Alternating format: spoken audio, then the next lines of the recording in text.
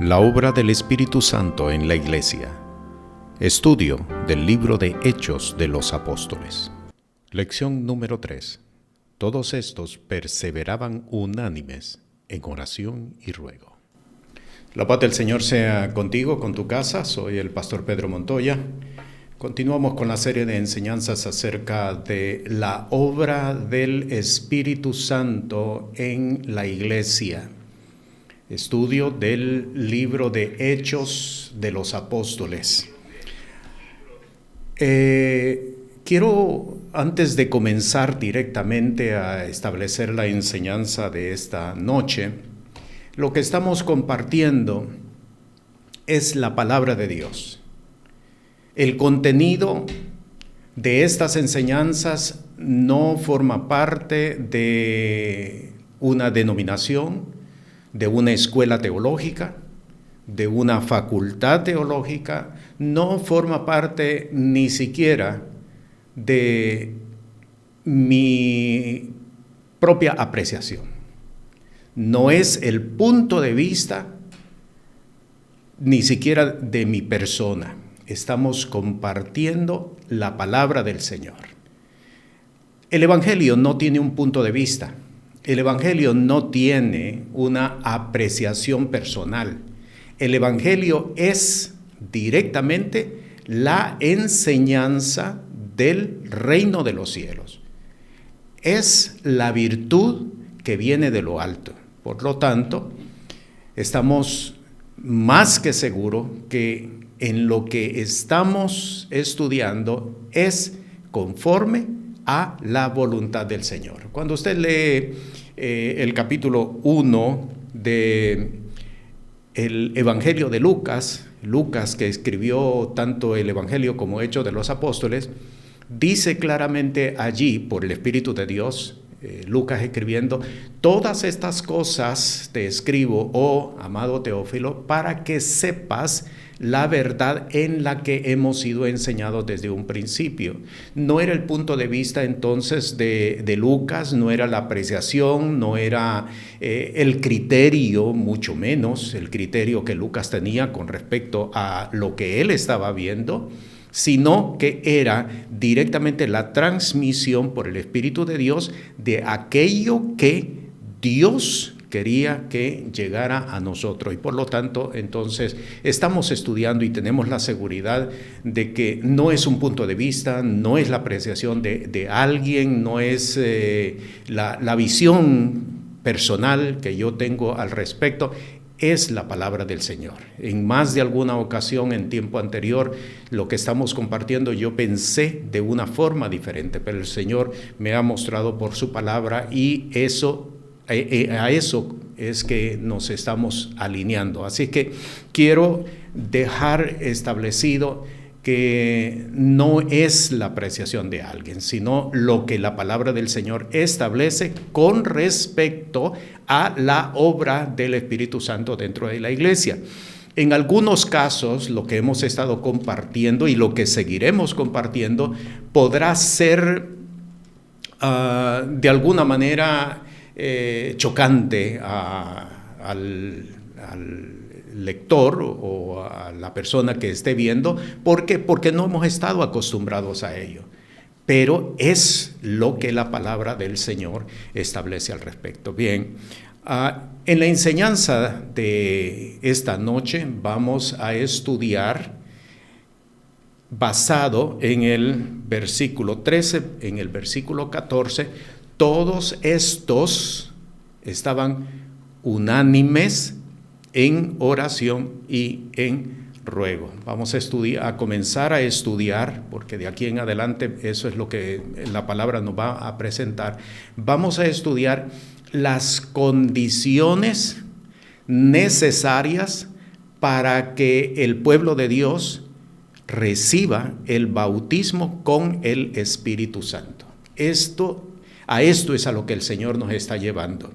Recuerde lo que hemos establecido en otras enseñanzas anteriores, es no recibir información solamente, no es tener una información y quizá repetir algún evento, no se trata de eso, se trata de que cada uno, conforme a lo que el Señor establece, pueda desarrollar en sí mismo y en la congregación, pueda desarrollar el carácter espiritual para que podamos llevar o llegar a esto que está presentado en Hechos de los Apóstoles. Así que repito, en la enseñanza de hoy vamos a comenzar a estudiar acerca de las condiciones, oiga bien, las condiciones que el Espíritu de Dios requiere, demanda, exige para que pueda ser derramado el Espíritu Santo, el bautismo del Espíritu Santo.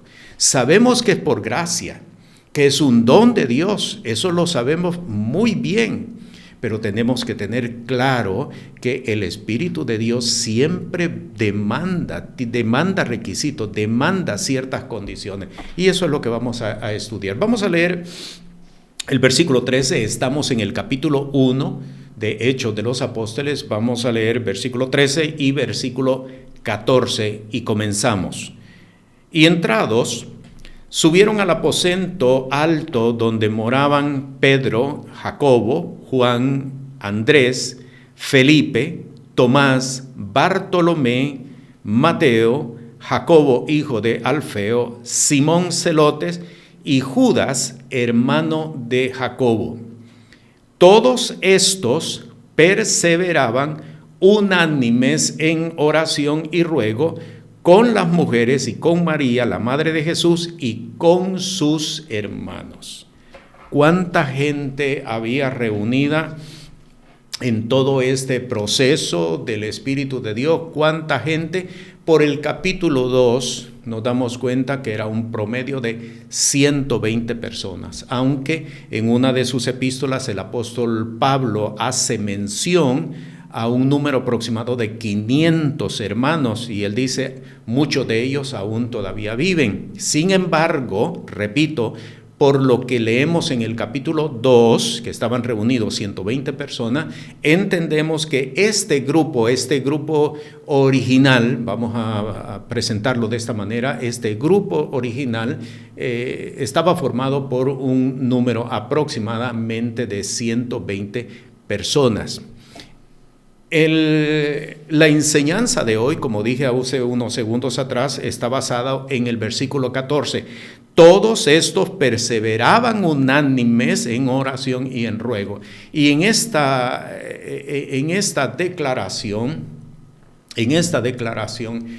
tenemos que establecer lo siguiente. Y escuchen muy bien lo que vamos a presentar a continuación. En esta declaración hay dos condiciones. En la enseñanza de hoy nos vamos a concentrar en una solamente y en enseñanzas posteriores vamos a desarrollar la otra que se menciona aquí.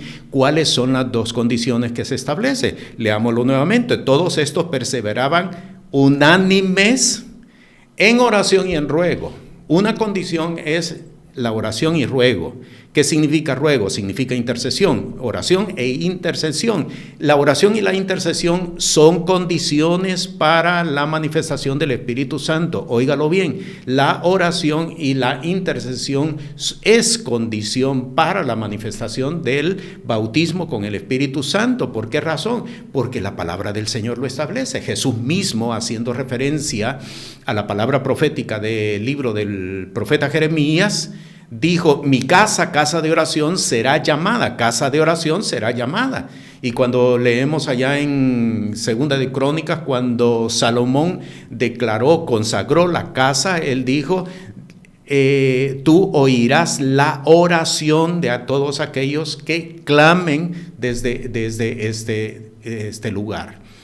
Por lo tanto, entonces, la oración y la intercesión sí es una condición para la manifestación del Espíritu Santo. Usted lee, por ejemplo, en el Evangelio de Lucas, cuando Jesús iba a ser presentado en el templo, a los 40 días de su nacimiento, dice la palabra que allí se encontraba una mujer profetisa de nombre Ana, y la característica de ella era que se mantenía constante, frecuente, en ayunos y en oración. Por lo tanto, la oración es una condición. Sin embargo, lo vamos a estudiar un poco más adelante. ¿Por qué lo vamos a estudiar un poco más adelante?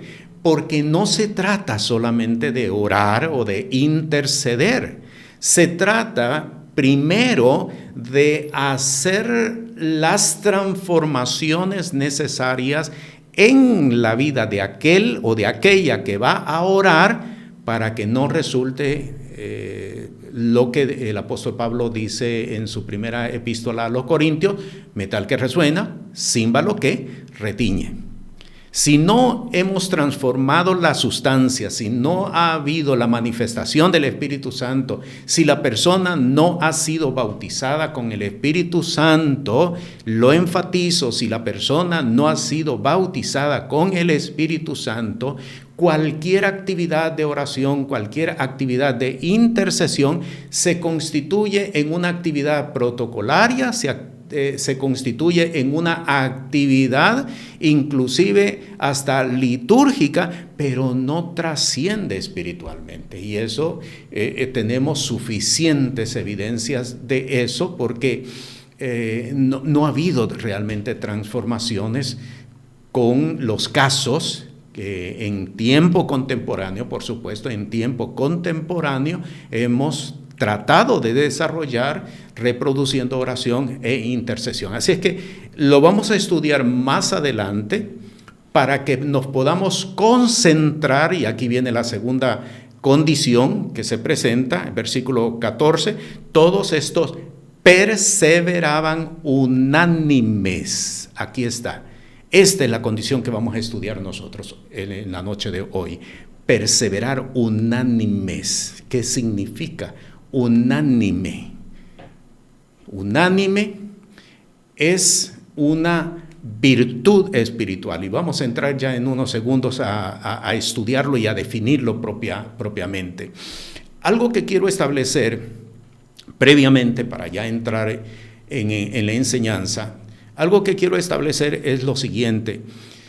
Cuando entramos a la lectura de las Sagradas Escrituras, las frases no son una descripción histórica, lo repito. Cuando entramos a la lectura de las Sagradas Escrituras, las frases no son descripciones históricas o descripciones idiomáticas. No podemos verlas de esa manera, porque recuérdese que la Sagrada Escritura es libro inspirado por Dios y dado para que el hombre de Dios sea corregido, instruido y pueda ser preparado en cuanto a la voluntad del Señor. Por lo tanto, repito, no es una descripción histórica. Cuando Lucas, el escritor de este libro, escribió que estaban todos unánimes, no estaba describiendo una particularidad de ellos, estaba estableciendo una declaración doctrinal de lo que constituye o de lo que es el Evangelio del Reino de los Cielos. Repito, las frases no son descripciones históricas, son declaraciones doctrinales de el Evangelio del Reino de los Cielos. Cuando él escribió y dijo, perseveraban unánimes, lo que estaba estableciendo que eso formaba parte del Evangelio del Reino de los Cielos, y ellos estaban cumpliendo con esa instrucción que Jesús les dio precisamente en los 40 días previos a su ascensión a los cielos. Es una declaración doctrinal. ¿Por qué se lo digo? Porque si usted revisa en el capítulo 2, usted encuentra que de nuevo Lucas vuelve a usar la misma palabra. Estaban todos unánimes, juntos. No estaba describiendo una característica o una condición del momento. Ellos estaban siguiendo una instrucción. ¿Qué significa ser unánime o perseverar en unanimidad? El apóstol Pablo es quien más presenta esta declaración doctrinal, precisamente porque es el escritor o el apóstol que más escribió. Vea, por ejemplo, lo que dice en Filipenses, en el capítulo 1, en el versículo 27. Él dice que estéis firmes en un mismo espíritu, unánimes, combatiendo juntamente por la fe, en la fe del evangelio. Estéis en un mismo espíritu. ¿Qué significa unánime? Unánime no solamente es el estado de ánimo, porque muchas veces así se ha definido como un estado de ánimo, una disposición de unos en favor de otros para estar, al menos para estar de acuerdo en un punto. Unánime no significa solamente estar de acuerdo. Vea cómo lo define el apóstol aquí. Estar en un mismo espíritu. Unanimidad significa estar en un mismo espíritu. Le presento otro texto. En el capítulo 2, vea lo que dice el versículo 2. Dice, que sintáis lo mismo, teniendo el mismo amor, unánimes, sintiendo una misma cosa. Unánime, según el versículo 27 del capítulo 1, significa estar en un mismo espíritu. Capítulo 2, versículo 2, significa que sintáis lo mismo, que trabajéis por lo mismo, que busquéis lo mismo, que no haya otra visión, otra motivación, que no haya ni siquiera otro pensamiento, porque él dice sintiendo una misma cosa. No solamente es el estado de ánimo, y eso es lo que quiero destacar, porque recuerde bien, es una declaración doctrinal la que nosotros estamos leyendo. Es el consejo, la instrucción que Jesús les entregó a sus discípulos en los 40 días que estuvo hablándoles acerca del reino de los cielos. Ir por lo mismo, sentir lo mismo, pensar lo mismo, se da cuenta, no necesariamente es estar de acuerdo como se ha definido hasta este momento. Sigo leyendo en el mismo capítulo 2, vea lo que dice en el versículo 5.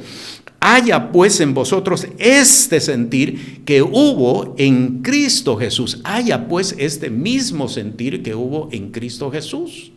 Sintáis lo mismo, el mismo espíritu, ir por la misma visión. En el capítulo 4, siempre en Filipenses, en el capítulo 4, en el versículo 2, Pablo hace una exhortación. ¿Por qué? Porque para ese entonces y en esta comunidad había ya comenzado a surgir discrepancias doctrinales. Vea lo que dice en el versículo 2, a Evodias ruego y a Sintique exhorto, oiga bien, que sientan lo mismo en el Señor. Entonces, estar unánime no solamente significa estar de acuerdo, porque estar de acuerdo apela a una conciencia racional. Está bien, no es lo que yo pienso, pero le voy a dar el privilegio acerca de esto. No. Unánime es una virtud espiritual.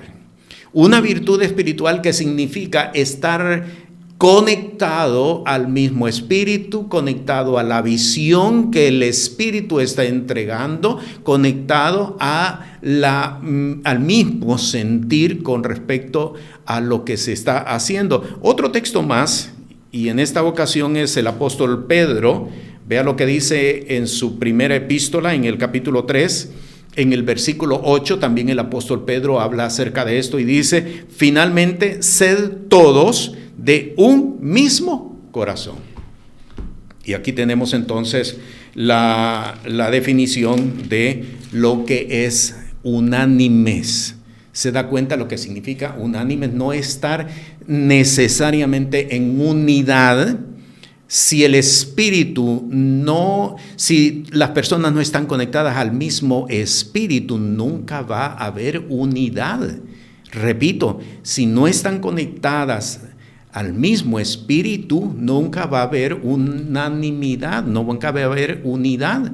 En otra de sus epístolas, el apóstol Pablo dice de que solícitos en guardar la unidad de la fe. Eso es ser unánime, es una virtud espiritual. Ahora usted podrá entender por qué razón en nuestros tiempos las iglesias no pueden estar o no han estado en concordia, en unidad, precisamente porque no han encontrado lo que la palabra del Señor presenta con respecto a unanimidad. La unanimidad no se desarrolla, oiga bien, no se desarrolla compartiendo púlpitos. La unanimidad no se desarrolla con desayunos, con almuerzos, con actividades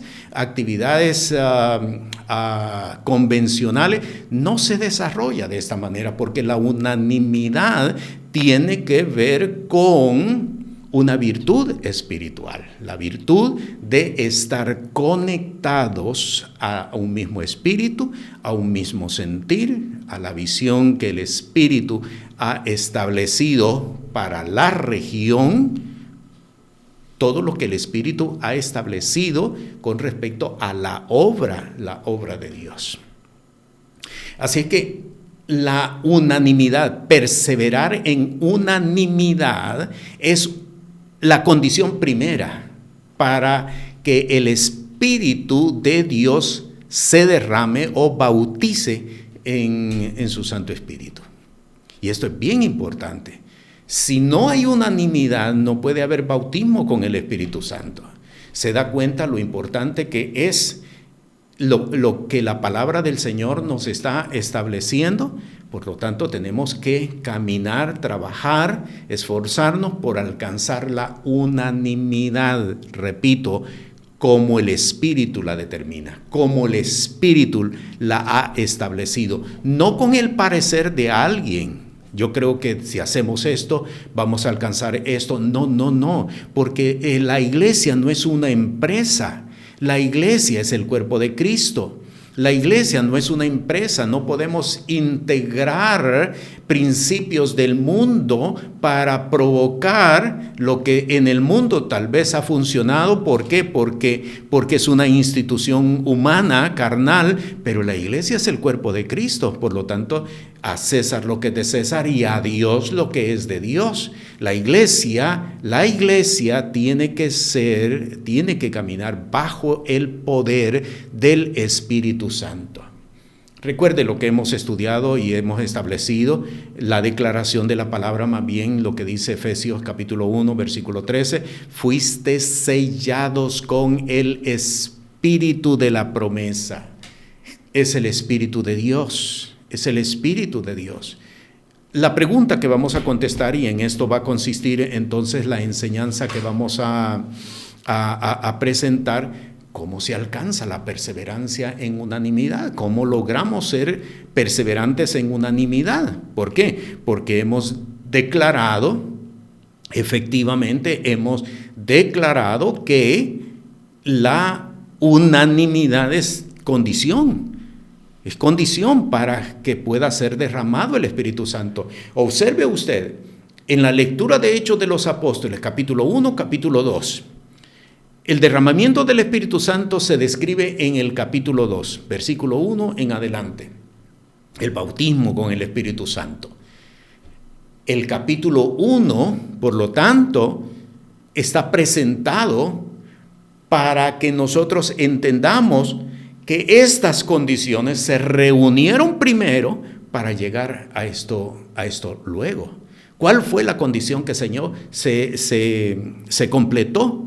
En primer lugar, todos estos estaban perseverando unánimes en oración y en ruego. Pero antes de entrar a la oración y el ruego, tenemos que entender qué es la unanimidad y cómo se alcanza la unanimidad. ¿Por qué? Recuerde, y vuelvo a citar 1 Corintios capítulo 13, en el sentido de que podemos ser címbalo que retiñe, podemos ser metal que resuena, pero nada más, no produce realmente sonido cierto, sino algo vacío, algo sin sentido, algo hueco. Y por eso es que hay muchas personas que mantienen una insatisfacción interna, tienen un vacío interno. Muchos quieren llenarlo buscando una congregación donde haya alabanza, donde haya música, donde haya danza. Quieren llenarlo de esa manera. No lo podrán llenar de esa forma, porque la palabra del Señor nos establece que la unanimidad es una virtud. Bien, vamos entonces a estudiar cómo se alcanza la unanimidad. ¿Cómo se llega a ser unánimes y a perseverar en la unanimidad? Vamos al capítulo 2 de Hechos de los Apóstoles, y vamos a leer desde el versículo 44 al 46. Repito, Hechos de los Apóstoles, capítulo 2, versículo 44 al 46. Leo: y todos estos, los que creían, estaban juntos y tenían todas las cosas comunes, y vendían las posesiones y las haciendas y las repartían a todos como cada uno tenía necesidad. Y perseverando unánimes cada día en el templo y partiendo el pan en las casas, comían juntos con alegría y con sencillez de corazón. ¿Cómo se alcanza la unanimidad? Y aquí tenemos la primera forma, el paso número 1 para alcanzar la unanimidad, y está descrito tal y como se presenta en la palabra. Nadie decía ser suyo. Nadie tenía propiedad propia. Todas las cosas en común, no reclamando nada para sí mismos. Y vea usted qué tan importante esto que muchas veces hemos leído en las Sagradas Escrituras, pero no la hemos entendido. Nadie, dice, si voy a leer nuevamente, dice en el versículo 45, vendían las posesiones, las haciendas, las repartían a todos como cada uno tenía necesidad, y perseverando unánimes cada día en el templo. Nadie se arrogaba para sí mismo algo. Todas las cosas las tenían en común, no reclamando nada para sí mismo. Vea qué importante es esta instrucción que la palabra del Señor nos está estableciendo. Nadie reclamaba para sí mismo. No reclamaba para sí mismo. Ahora usted puede entender por qué Jesús le entregó aquella instrucción al joven rico, y esta instrucción la vamos a encontrar en varios pasajes de las Sagradas Escrituras. Jesús le dijo al joven rico: si quieres ser perfecto, aquí está la llave del entendimiento. Si quieres ser perfecto, si quieres alcanzar la unanimidad, ve, vende lo que tienes, no lo reclames para ti mismo, no demandes para ti cosas propias o personales. Ve, vende todo lo que tienes, dalo a los pobres y ven, tú sígueme. Aquí está la llave del entendimiento. Esto es bien importante que nosotros lo podamos entender. Quiero ir siempre en Hechos de los Apóstoles, vamos al capítulo 4. Y este otro texto nos va a ampliar más todavía el sentido o el significado de la palabra del capítulo 2. Vea lo que dice el capítulo 4, versículo 32. Y la multitud de los que habían creído eran de un corazón y un alma. Aquí está la definición de unanimidad. Eran de un corazón y un alma, y ninguno decía ser suyo algo de lo que poseía, mas todas las cosas les eran comunes. ¿Ve cómo se alcanza la unanimidad? Ahí lo dice al principio del versículo 32, eran de un corazón y un alma. ¿Por qué eran de un corazón y de un alma? Porque no se interponía valor material alguno, porque no había de intermedio un valor económico de por medio. Todas las cosas les eran comunes. Por lo tanto, entonces, la unanimidad es una virtud espiritual, como la hemos definido y como lo hemos visto en los textos que hemos leído. Sin embargo, hay requisito para alcanzar la unanimidad. ¿Cuál es el requisito? Desprenderse.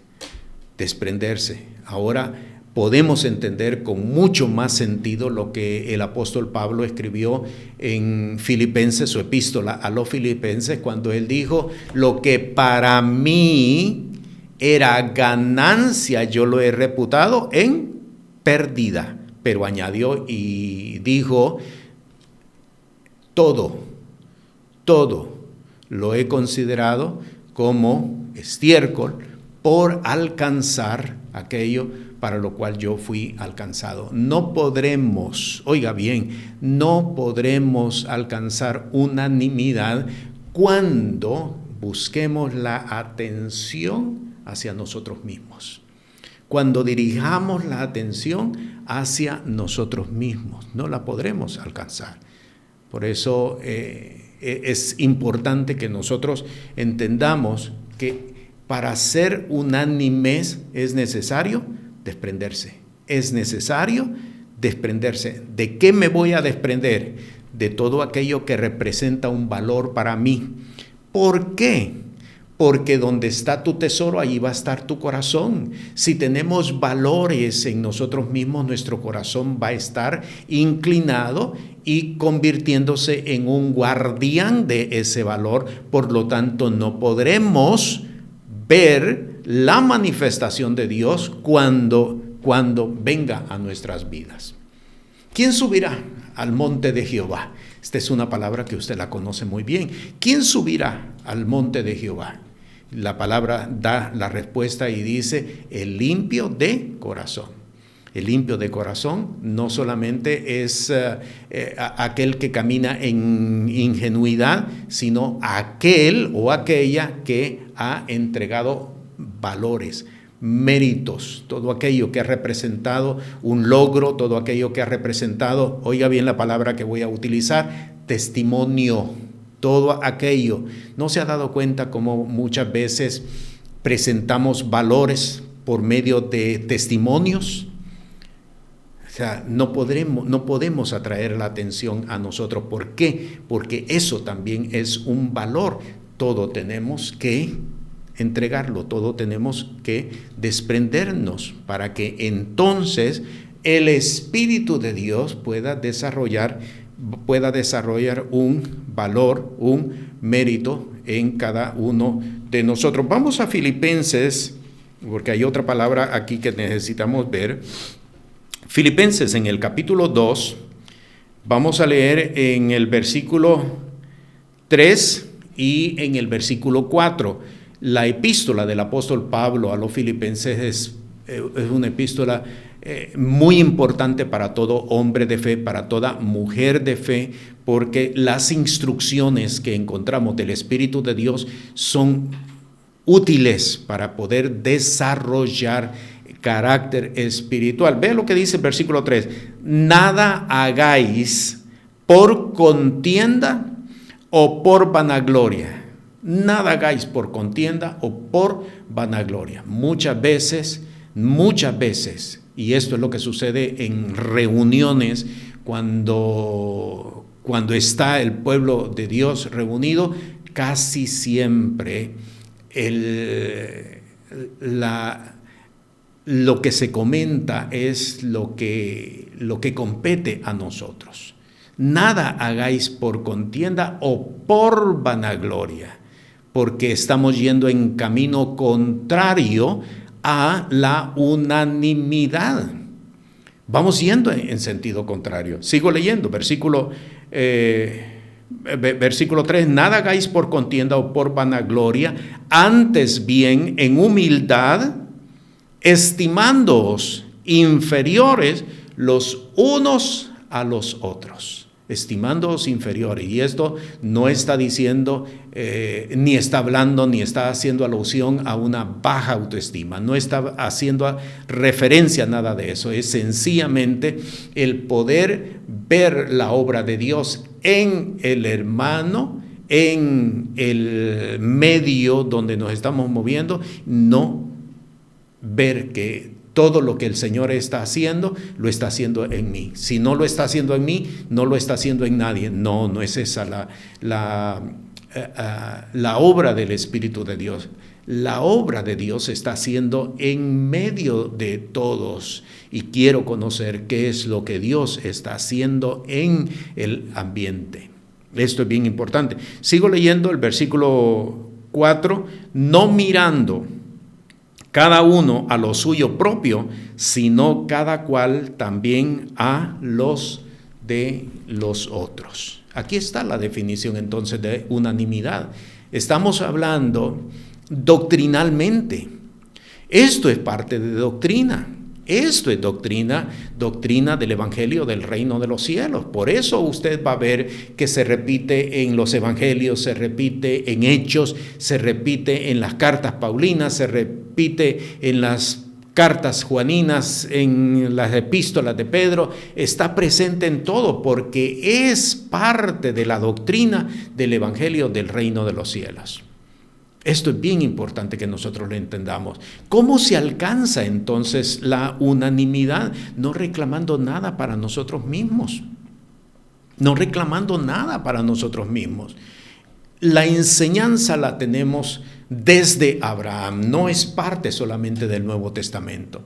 Desde Abraham se estableció la enseñanza. Sal de tu tierra y de tu parentela a la tierra que yo te mostraré. Cuando Abraham llega, se encuentra que hay una tierra muy buena, muy próspera, sí, pero una tierra que estaba habitada.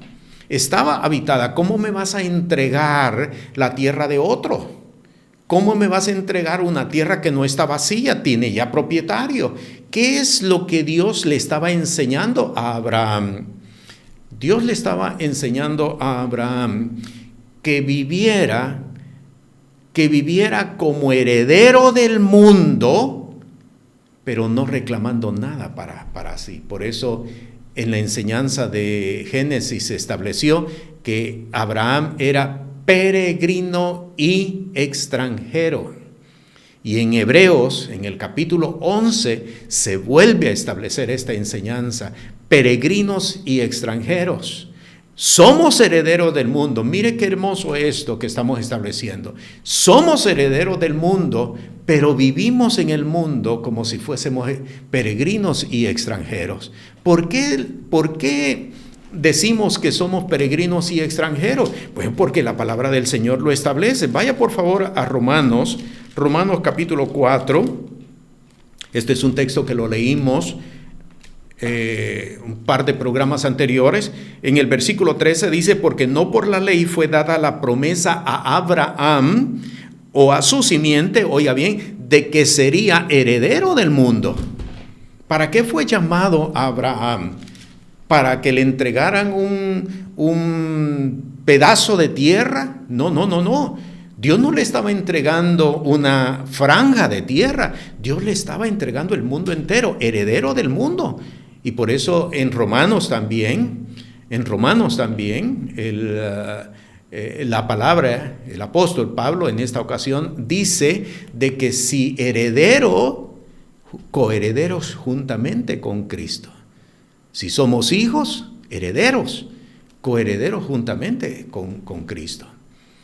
Pero sin embargo tenemos que aprender a vivir en este mundo, en esta tierra, como si fuéramos peregrinos y extranjeros. Y esto es bien importante que lo podamos entender. ¿Por qué? Porque estamos viendo cuáles son las características para alcanzar la unanimidad. La unanimidad es una condición para que el Espíritu de Dios sea derramado en una persona o en una congregación. ¿Cómo podemos llegar a ser unánime? No reclamando nada para nosotros mismos. El problema que muchos hombres de Dios tienen o hemos tenido en más de alguna ocasión es que nosotros reclamamos para nosotros. ¿Qué hay para mí? ¿Qué obtengo yo de todo esto? ¿Cuál es mi beneficio?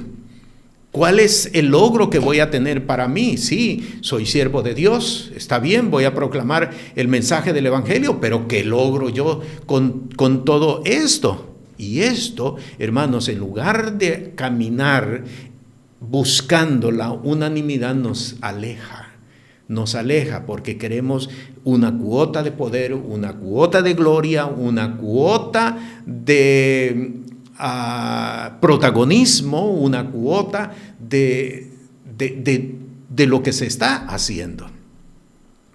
Y eso nos está alejando de la unanimidad. Por lo tanto, en lugar de ser candidatos dignos para el bautismo con el Espíritu Santo, estamos yendo en sentido contrario. ¿Ve lo importante del tema que nosotros estamos estudiando? ¿Cómo se alcanza la unanimidad? Primer requisito, primera condición que el Espíritu de Dios establece: no reclamemos nada para nosotros mismos. No demandemos nada para nosotros mismos. El apóstol Pablo dice: teniendo con qué comer y qué vestir, soy más que satisfecho. Por tanto, me gloriaré más en mi debilidad, para que la grandeza, la gloria de Dios sea establecida en mi vida. Si quieres ser perfecto, todo nace aquí. Si quieres ser perfecto, vende lo que tienes, dalo a los pobres. Así que aquí tenemos entonces este primer requisito para alcanzar la unanimidad. Vamos a Hechos de los Apóstoles, capítulo 1, de nuevo. Vamos a estudiar el segundo requisito que se presenta aquí. Hay dos condiciones. Vamos a leer a partir del capítulo 1, repito, capítulo 1. Vamos a leer desde el versículo 15 hasta el versículo 23, y aquí vamos a encontrar un segundo requisito, una segunda condición. Versículo 15 dice: y en aquellos días, Pedro, levantándose en medio de los hermanos, dijo, y era la compañía junta como de 120 en número: varones hermanos, convino que se cumpliese la Escritura, la cual dijo antes el Espíritu Santo por la boca de David acerca de Judas, que fue guía de los que prendieron a Jesús. Y me voy a trasladar ahora hasta el versículo 21, porque sabemos en qué consiste el relato, que Judas fue contado entre los 12, había sido contado dentro del ministerio, era un apóstol que el Señor había escogido, pero lo traicionó.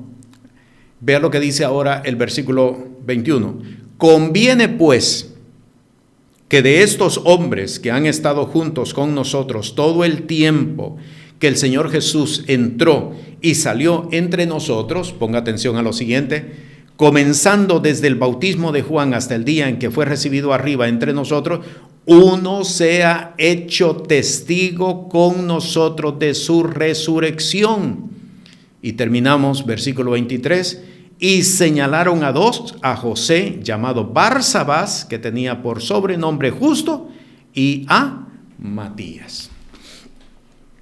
Hay quienes han dicho en algún momento que este fue un equívoco del apóstol Pedro, porque esa plaza vacante debió haber sido ocupada por Pablo. Hay quienes, y de seguro que usted lo ha escuchado en algún momento, y yo tengo que decirle no fue un equívoco del apóstol Pedro. Fue dirección del Espíritu Santo, como lo vamos a ver en unos segundos. ¿Por qué razón era necesario que se escogiese al sucesor de Judas? porque faltaban 10 días. Pentecostés significa 50 días contados a partir de el final de la Pascua. Faltaban 10 días para que se desarrollara Pentecostés y la iglesia tenía que estar completa. Es decir, la iglesia, el fundamento de la iglesia tenía que estar completo. 12, no 11. No se podía esperar para que el número se completara con Pablo más adelante, porque la iglesia nació el día de Pentecostés y tenía que nacer sobre 12, no sobre 11. No podía ser un número incompleto, aunque se completara más adelante, tenía que ser un número completo. ¿Por qué razón?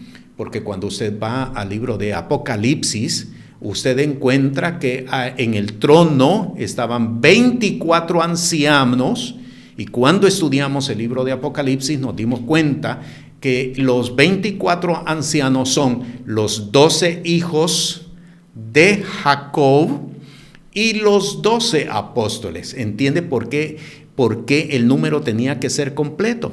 Tenía que ser 12. Así es que esta intervención del apóstol Pedro fue guiada por el Espíritu de Dios.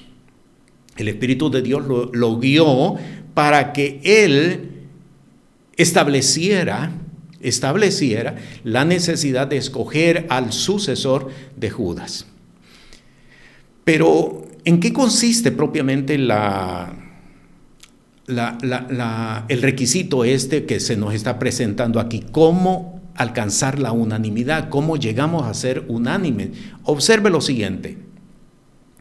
Pedro se levanta en medio de 120 personas, no solamente en medio de los 11 apóstoles, 10 de sus compañeros, sino que es en medio de 120 hombres, todos ellos mujeres también, que conocían de Jesús y conocían sus enseñanzas y habían sido instruidos por el Señor. Ninguno de ellos era un neófito, ninguno de ellos era un recién convertido, ninguno de ellos era una persona que no conocía mayor cosa.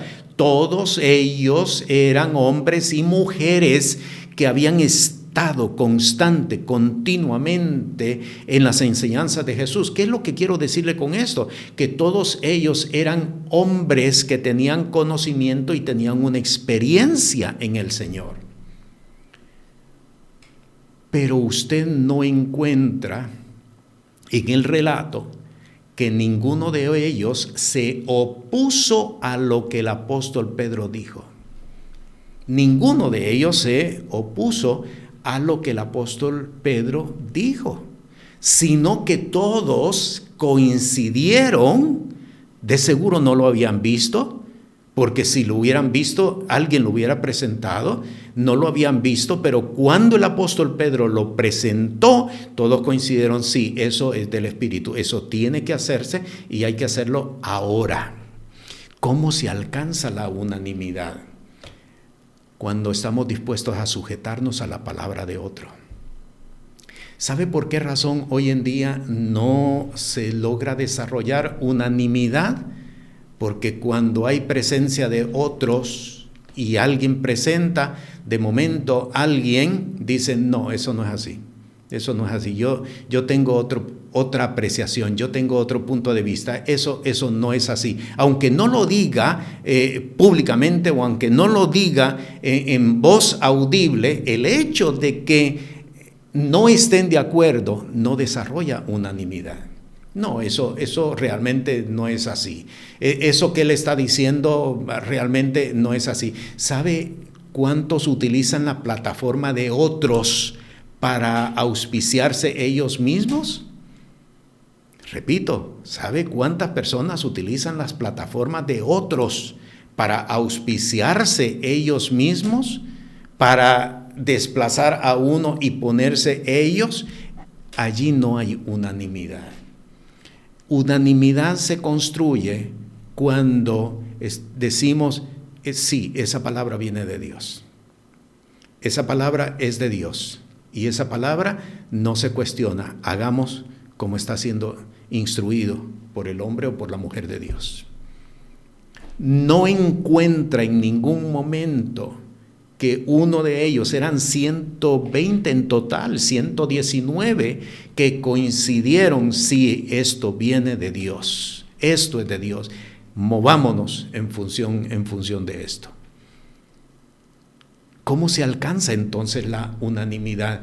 Cuando el hombre de Dios se sujeta a la palabra que otro hombre o que otra mujer de Dios están estableciendo con respecto a la obra de Dios. No, eso no es así. Miren, se equivocó. Dio un texto bíblico que no está en esa referencia que acaba de dar. ¿Sabe que me ha pasado en ocasiones? Recuerdo que en el programa anterior cité Primera de Corintios y posteriormente quise revisar y me di cuenta que no estaba en Primera de Corintios, que estaba en Romanos. Cuando el apóstol Pablo habla de que si somos hijos, herederos y por lo tanto coherederos, yo cité Primera de Corintios y me di cuenta que no estaba en Primera de Corintios, está en Romanos. Pero muchas veces se utiliza estos fallos, lapsus lingüísticos o fallos en el pensamiento de alguien para decir, miren, hasta se equivocó de la cita que está dando. Ese texto no está allí. La palabra se mantiene, aunque haya habido una referencia diferente a la que se haya entregado. ¿Se da cuenta por qué razón no estamos cultivando la unanimidad? Porque cada quien queremos imponer un criterio, queremos imponer un punto de vista, porque creemos que cada quien tenemos la verdad acerca de algo. De esa manera no se construye la unanimidad. 119 personas, hombres y mujeres que estaban reunidos allí, estuvieron de acuerdo y dijeron, sí, eso viene de parte de Dios. Y como es de parte de Dios, hay que sujetarnos, hay que hacerlo. ¿Cómo se construye la unanimidad? Cuando somos dóciles a la palabra que el Señor está estableciendo, aún cuando toque alguna fibra personal, aun cuando muchas veces lo que el hombre o lo que la mujer de Dios están diciendo aluda, me sentí aludido, lo estará diciendo por mí, aun cuando eso suceda, sea cierto o no sea cierto, aun cuando eso suceda, sí, eso viene de parte de Dios. Me afecta, me duele, me siento resentido, me siento afectado, porque esa palabra no me está dando mérito, esa palabra no me está representando de momento ningún beneficio para mí, pero reconozco que esa palabra viene de parte de Dios. ¿Sabe? En las Sagradas Escrituras, en el Evangelio de Juan, muchas veces se mira que los escribas, los fariseos venían en contra de Jesús por envidia, para ponerle trampa, por envidia, para ponerle trampa.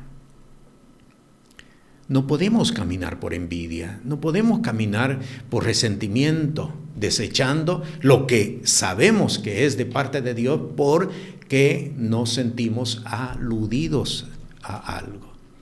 Esa palabra viene de parte de Dios y camino en función de ella. Esa palabra es de Dios, sí, y me sujeto a esa palabra. ¿Ve cómo se construye la unanimidad? Por eso yo le decía al principio de la enseñanza, y ahora usted me va a poder entender, no se trata de repetir cosas tan solo porque a otros les ha dado resultado o porque tal vez lo leemos y así lo entendemos. Yo pude haber dicho, ¿cuál es la condición para que el Espíritu Santo sea derramado en una persona o en una congregación? Bueno, orar. Todos perseveraban unánimes en oración y en ruego. Pues entonces, ¿qué nos toca hacer? Orar. Hagamos campañas de oración, tengamos más tiempo de oración o de intercesión, formemos grupos de intercesión. ¿Con eso se logra? No se logra con eso. Si antes no hemos hecho ajustes en nuestras vidas. ¿Por qué? Porque donde haya envidia, donde haya enojo, donde haya resentimiento, ¿usted cree que la oración va a ser efectiva? No va a ser efectiva. Estamos emplastando una pared con bloques mal puestos, la estamos emplastando, queriéndola hacer ver bonita y después pintándola del color que más nos gusta. No, ¿qué fue lo que dijo Jesús al respecto? ¿No dijo sepulcros blanqueados? ¿No se da cuenta de que muchas veces nosotros actuamos de la misma forma? ¿Por qué? ¿Por qué razón? Porque reclamamos para nosotros mismos. Todos tenían las cosas en común. Todos lo tenían en común. Nada decía ser suyo propio. Algo. ¿De quién es esa propiedad? Del pueblo. Del que la necesite en este momento. ¿Sabe que el Señor nos está llevando a estos tiempos, a recuperar estos tiempos? Porque así está establecido en la palabra. Está establecido que sea la restauración de todas las cosas. Que sea la restauración de todas las cosas. Cristo Jesús no viene, entre tanto no hayan sido restauradas todas las cosas. El libro de Hechos de los Apóstoles tiene que ser restaurado. Esto no fue un dato histórico, no fue un evento que aplicó solamente a unos. Esto tiene que ser restaurado en nuestro tiempo. El día de hoy tiene que ser restaurado. Por lo tanto, caminamos hacia la unanimidad. Vamos buscando la unanimidad. ¿Cómo se alcanza la unanimidad? Número 1. No reclamo para mí. Es más, Jesús dijo, más bienaventurada cosa es dar que recibir. Por lo tanto, camino en función de eso. Camino en función de eso. Lo que para mí era ganancia, yo lo reputo en pérdida. Alguien podrá decir, inclusive en este momento, decir eso es fanatismo. Alguien podrá decir eso es absurdo. Hazlo y verás cómo los demás van a venir en contra tuya. Sí, yo no estoy diciendo lo contrario, van a venir en contra tuya. Pero Pedro dijo algo y lo quiero repetir. ¿No te parece que es más conveniente obedecer a Dios que a los hombres? Porque en última instancia, ¿de quién vamos a recibir la vida eterna? ¿De quién vamos a recibir la salvación? ¿De los hombres o de Dios? Si es de Dios, ¿a quién tengo entonces yo que obedecer? A Dios. No se trata, porque habrán muchos que se aprovecharán. Sí, se multiplicarán quienes se aprovecharán. Y muchos te van a desplazar. Yo no estoy diciendo lo contrario. Muchos te van a desplazar, muchos van a aprovechar y van a ocupar tu posición o tu lugar, sí. Pero si la salvación viniera de los hombres, yo peleara por ese puesto. Si la salvación viniera por los hombres, yo me afanaría por no ceder mi lugar. Pero si la salvación viene por Dios y la vida eterna viene por Dios, yo hago lo que Jesús dice que haga. El Hijo del Hombre no tiene ni siquiera dónde reclinar su cabeza. Pero a veces nos llenamos solamente con esas expresiones como destacando algo. Pero lo hemos hecho. ¿Somos nosotros discípulos de Jesús? Si somos discípulos, caminamos por sus mismas huellas. Eso es lo que dice la palabra. No reclamando para nosotros nada.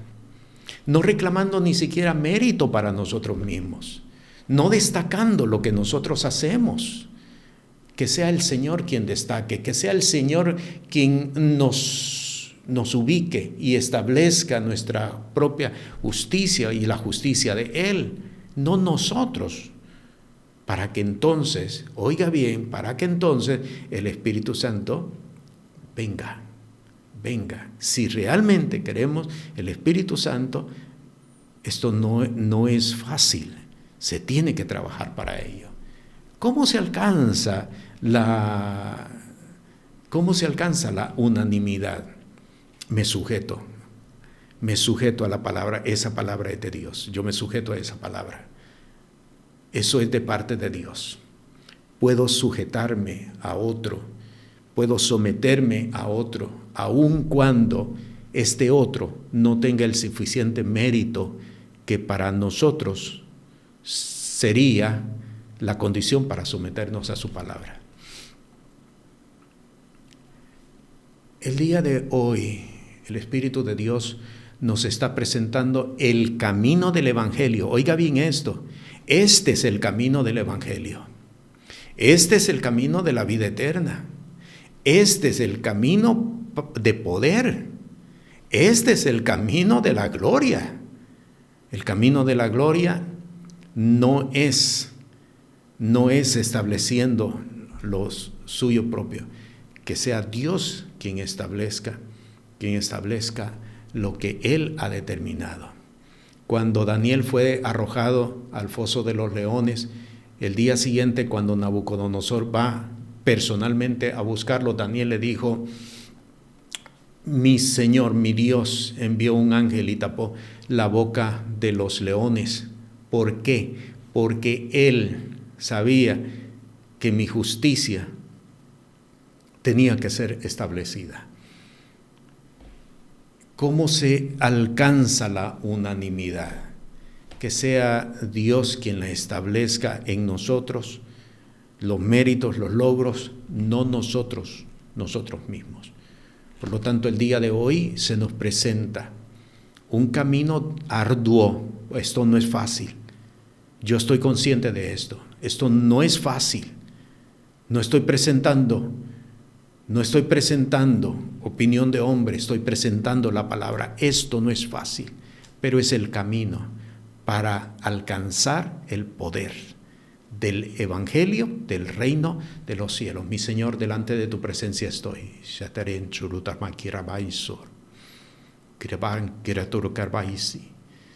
Delante de tu presencia estoy, oh Dios.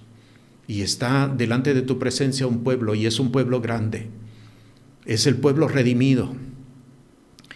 Pero tú los vistes, mi Señor, como ovejas sin pastor. He establecido, oh Dios, la vara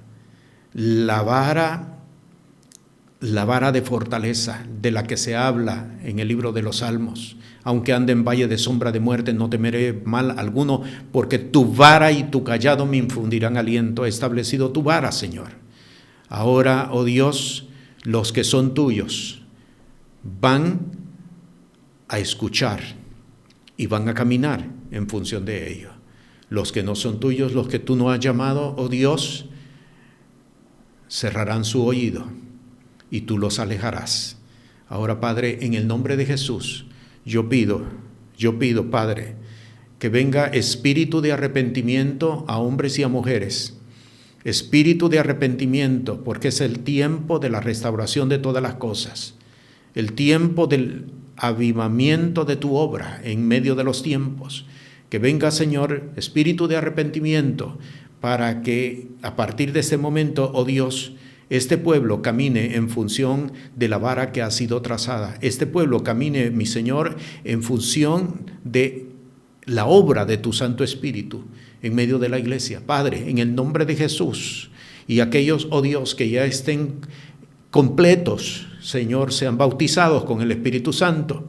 Sean bautizados con el Espíritu Santo a partir de hoy, oh Dios, a través de este momento o en el momento que tú escojas, para que se dé cumplimiento lo que el profeta Joel declaró en su profecía. Vendrán tiempos donde toda carne será llena de tu gloria. Padre, en el nombre que es sobre todo nombre, en el nombre de Jesús, así sea establecido el día de hoy, por el poder de tu palabra y por el poder de tu Santo Espíritu. Amén. Amén. Te bendigo. La paz del Señor sea contigo. Este programa es presentado por el Ministerio Apostólico y Profético Cristo Rey. Puede comunicarse con nosotros por WhatsApp al 1407-653-9700.